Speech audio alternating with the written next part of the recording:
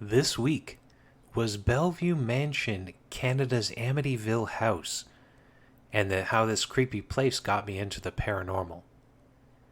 Bellevue Mansion is in my own home city of Hamilton. Now, this place was quite creepy, but for the longest time I didn't even know it existed. Now, let me first describe you how it looked and put you in the scene. Imagine an old 1800s house. A symmetrical design, not so much Victorian, but more Georgian.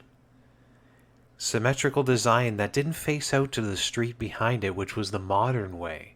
Instead, it faced out to the edge of the escarpment. So the location of this house was at a very corner, the escarpment just feet in front of it. And from the top of it, in a covered widow's walk, you could see a panoramic view of the city. It was stunning. Now, Bellevue, of course, means beautiful view, and it had such a beautiful view. I saw it personally. So that's how it looked. What happened to the house, though? Now, it all started while I was living in Toronto. Now, I lived there for about a year. This is going back approximately 20 years ago. While I was living there, this is when we got into the paranormal. Now, it started out with an EVP, a ghost voice. I won't get into too much detail about that. But we had this ghost voice, and we wanted to see what people would say about it. Now, at the time, there was only one paranormal group that existed. It was the Toronto Ghost Society. We attempted to contact them. They never got back to us. So we put it on a message board. We have this ghost sound. We described what it was. And we got contacted by these producers who were attempting to do a ghost-related TV show. They wanted to sit with us. They wanted to listen to the sound. So we met them at a pub in Toronto and sat down. So it was the two guys, and the one guy brought his girlfriend with him. Now they took, we had a micro cassette recorder. The EVP was on that. And they took it with them to go to a quieter space to listen to it closely. And we were sitting there with the one guy's girlfriend, and I'll never forget this. And it's not really related to the story, but I want to bring it up anyway. So the one guy's girlfriend told us about her own abilities, that she considered herself sensitive and psychic, and that she had a dream. Now, she described this dream and said it was the creepiest thing that ever occurred to her. I don't remember there was any meaning behind it, but I just remember how it still gives me chills. So she said she was sleeping, and in the dream she was also sleeping in bed, and beside her wasn't her boyfriend. She knew it wasn't him. So she pulls back the covers, and instead it's a headless body that's lying beside her. Now, that's not the creepy part, because she could hear something on the floor moving around, and felt a tug on the bed sheets. Something was climbing up the side of the bed, and as it slowly appeared to the side, she realized it was the severed head from the body that was just slowly rising up from the one corner of the bed, and that's when she woke up. I wish to the life of me I could remember what the meaning behind this was, but I can't. I don't know what it was. I just remember how creeped out I was by it, but I digress. So she's telling stories. We're talking back and forth, and then the two producers come back, and they sit down, and they were very nice about it, but they told us straight to our face they didn't believe it. They thought that the EVP was faked. It wasn't, by the way. Maybe in the future I'll tell that story, but it doesn't really apply to this. So they tell us it's fake. They hand us back the micro cassette recorder. And at this point, we're ready to leave, but we got into a bit of a conversation because they were curious about our other experiences, which we didn't have much. And we were curious about what they were doing with the show. So we started talking, and eventually came to the point that we were from Hamilton. And they said, "Oh, Hamilton. Oh, yeah, there's this house there that we're looking into. Supposedly it's Canada's Amityville house." Canada's Amityville house. I think we knew about Amityville. We knew about Ed and Lorraine Warren and the stories there. Of course, the movies that spawned from those ghost stories, and we were intrigued. So the first question we asked was, "Oh, well, what's happening there?" They told us these grand legends of a demonic presence inside the house. They said any family that lives in this house will usually be murdered. So it started with one family where the father was possessed by this demon, murdered his family, and then hanged himself from a rafter in the widow's walk. And then another family moved in afterwards, and it was the son of the family who was possessed by the demon, murdered his entire family, and hanged himself from a rafter in the widow's walk. So the stories are all done. They're saying, well, yeah, no, nobody could live in the house. It's been abandoned for 20, 30 years. And we heard about this, and we had to investigate it. So then the next question, obviously, from us was, what's the name of the house? Where's it located? We want to go see it for ourselves. And again, I mean, these guys should have taught a class on how to turn people down with kindness, because he looked us straight in the eyes like, no, we're not going to tell you. We want to be the first ones to cover this place. So the one thing that they forgot is we were from Hamilton. So Hamilton, if you're not from here or you don't know about it, it doesn't have the best reputation, of course, in the country of Canada because of the industrial sector, and it has a very strange history. For me personally, that's something I adore. But if you're from Hamilton, even though it is a large city of about 500,000, I believe it's up to about 700,000 people now, it doesn't feel like a large city. It actually feels more like a small town. So if you are from Hamilton, you know pretty much everything about it. I'm still getting amazed looks from people when they're like, you don't need a GPS to get to certain locations. I was like, no. What do I need that for? I know pretty much every street in the city. So we're told about this house. We have a few facts. It's abandoned. We know it's on the escarpment, on the mountain, because it has a view of the city. So that's another thing. It's like getting into investigative mode. I'm like Sherlock Holmes with Watson. And all we had to do was start asking around. It was Google. Actually, I don't know if Google was around at that point. It might have been Yahoo search. But not too much came on that. So we ended up having to ask around. Eventually we came to say, oh, yeah. There's this a creepy abandoned house on the mountain. There's not a lot of them up on the mountain. That's the nice area. So it stood out. And they said, oh, I think you're talking about the Bellevue Mansion. Like, Bellevue Mansion. So we were told where it was, at the edge of Sam Lawrence Park, which is a park that faces off the escarpment, on a street called Belvedere. And we visited it. So it was set up perfectly. We were able to get access to a 35 millimeter camera. Wanted the pictures to be great. And we go to the house, and I'm gonna preface this. This was an investigation technically, but not really. There was no tools involved. There was no knowledge involved. This was before I had any of that. And we had the camera. We had our recorder, which didn't really pick up on much. So it was mostly just a photography excursion.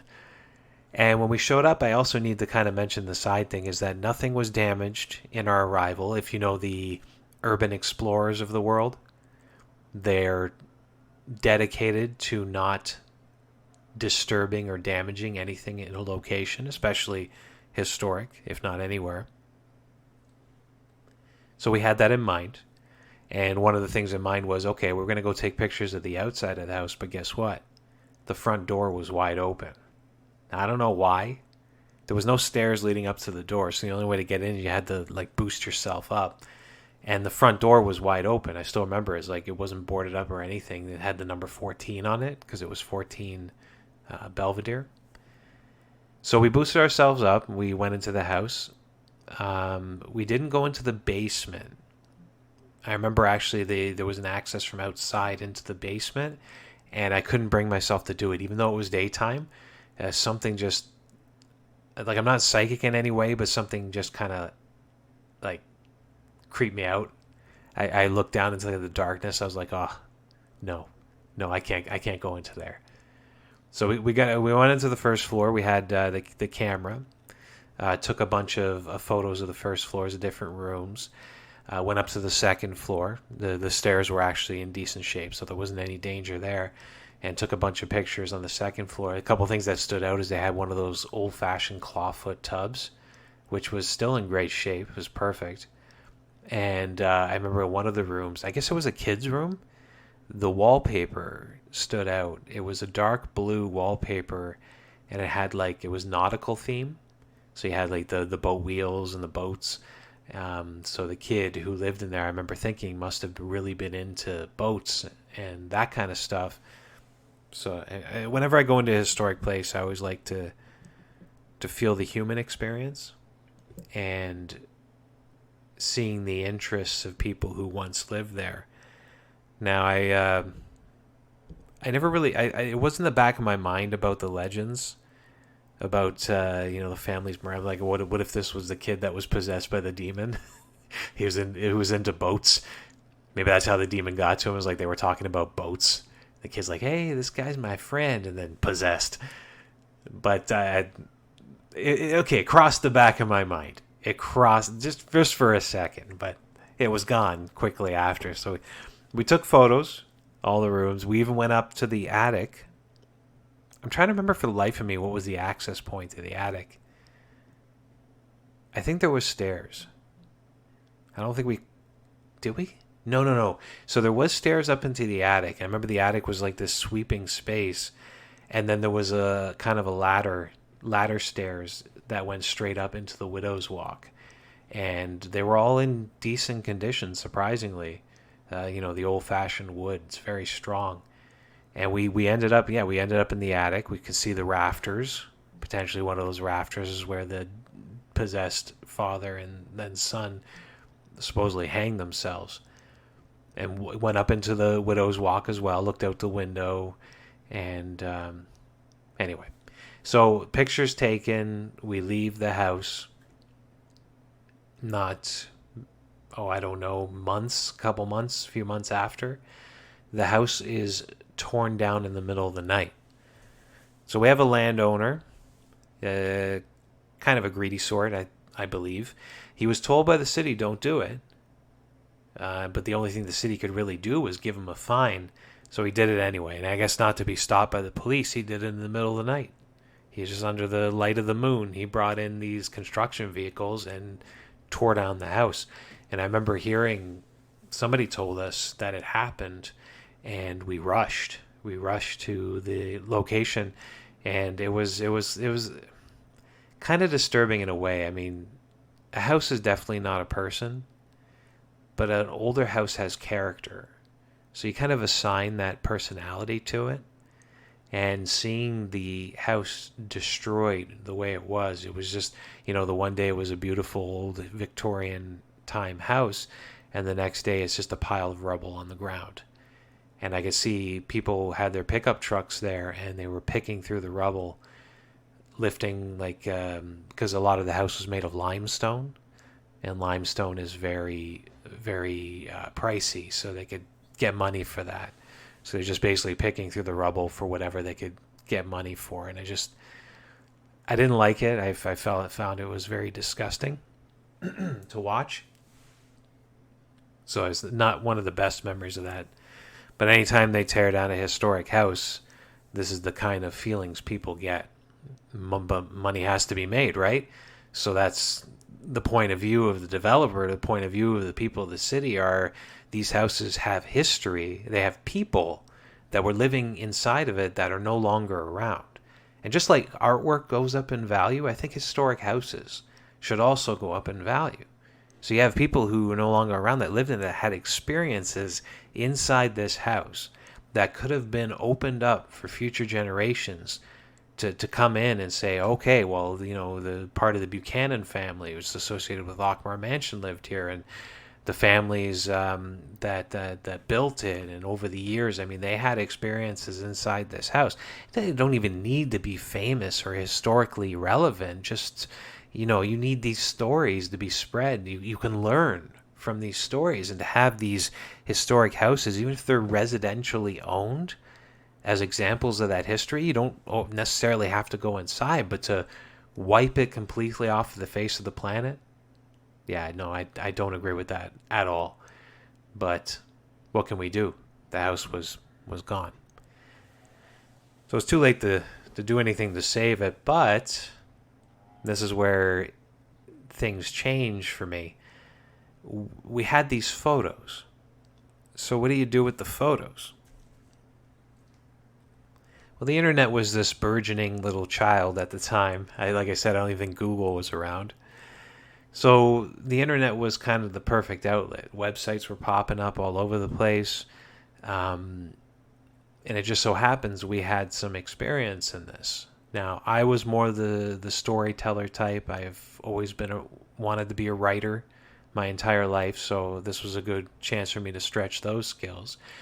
And my ex, my partner at the time, she had the ability to create these websites. And so we put those two things together and thought, okay, we need to share this story with the world. So some research went into it, trying to prove the demonic possessions to be real. And boy, was that a road to go down. There was nothing. I'll tell you right now, I have no idea if those producers made their ghost show. But if they did and they featured this house, we couldn't find that either. There was nothing. Nothing, no newspaper clippings, nothing of these murders ever happened. So to be honest, I assume it was just local kids who came up with these legends of demonic possession, which in that case then, since there probably was no murders inside the house, can now say that this Bellevue was not Canada's Amityville house. It didn't have a cloud of evil hanging over it like the actual Amityville house in Long Island. But we tried, looked. There was one video we never actually saw. CHCH, which is the local Hamilton TV station, supposedly did a news segment or some type of show on the house, and we were wondering if maybe it included that kind of stuff. Probably not. It could have just been history. Maybe they visited it when it was still around. And we wanted that video, but we contacted them, and I think they quoted us something like $1,000 to $2,000 just to give us a copy. And I'm like, how hard? I'll never understand this with these locations. Like, how hard is it to just go in? Because a lot of these TV stations, they do that. They'll quote the highest amount of money to give you a copy. I don't know if it's because they think it's worth something. Like if I post it on YouTube or whatever. There was no YouTube back then, but if I posted on YouTube or whatever, that is worth something. But to quote like $2,000 for a video, all they have to do is walk, get it, copy it, and hand it over. It's like, I would have paid $100. I would have paid $105, $106, maybe nothing above that. But no, not $1,000. So we never got to see that video. There was no evidence of it online anywhere, so we were done there. But yeah, no evidence of the demonic possessions. So it doesn't look like they existed. But we still collected the history, still collected some experiences. I'll tell you one in a second. And created these articles. So out of this, the one site went up that would become Haunted Hamilton. That was the website. The Bellevue article was the very first article to be published on there. And that kind of like spawned things afterwards for me, eventually leading to myself alone founding Ghost Walks and creating the tours out of this amazing archive that have come from my collection of articles that I've written over the years for multiple sites and newspapers, and just stories that have been told to me and that I keep in an archive that I share through these podcasts, and I share through my own articles on the Ghost Walks website, which are there right now. So this is kind of what spawned it. So the Bellevue Mansion was the very first. So I have a good place in my heart for this house. Canada's Amityville? Not quite, but still it's very close to me. Now, to kind of end off the podcast, I do want to share that one story. Now, this was told to me by a close friend of mine. It was told to him, so this is a friend of a friend situation. It was told to him by a friend of his when he was in high school. So they had this connection to the house. He's from Hamilton as well. So the story goes, it's around Halloween, and the kids, they want to gather in a spooky place, scare each other, and it just so happens they have the dreaded divination tool, the Ouija board. So they get their Ouija board, they get a few of their friends, the guys with their girlfriends, and they go to the Bellevue house. Now I'm going to assume that the door was open for them. I'm not going to think anything else. But they went inside, and they went into the parlor, the living room. They're sitting on the floor. I remember the living room was this wide open space that led into a dining room. And to the one side, at the very end of the room, there was an old fireplace, a very unique looking fireplace. So sitting on the floor in front of the fireplace, they set up the Ouija board, and they were using it, trying to contact the spirits of the house, and they said they heard something. So one of the girls, do you hear that? And it was light footsteps on the ceiling above their head. So it sounded like somebody was walking around upstairs. Now, the first thing they think, as would anybody would think if they're having a paranormal experience, is this is most likely something natural. They thought, oh, maybe somebody had already come into the house. It's Halloween. They were trying to scare themselves, and they were upstairs looking around, but they were all too scared to go check. So they continued with the board, even though the footsteps continued. They figured the person would come downstairs eventually. But as they're doing this, the footsteps are getting louder. They said it was like a banging, almost like... and it kept getting louder and louder and louder. And at one point, I don't know if this is just teens over-exaggerating or what this was, but they said it was almost like the entire house was shaking. The floor underneath them, the walls around them was just shaking as the banging continued from upstairs. Now, they were like, we don't want any of this anymore. So the guy grabs the Ouija board and tells his friends, let's get out of here. So they start to run. And as they're running, this is where things escalated. One of the guys turns around because he realizes his girlfriend isn't beside him. Turns around and looks, and his girlfriend is on the ground. She's lying kind of face down with her stomach on the floor, and her leg in the back is upwards into the air.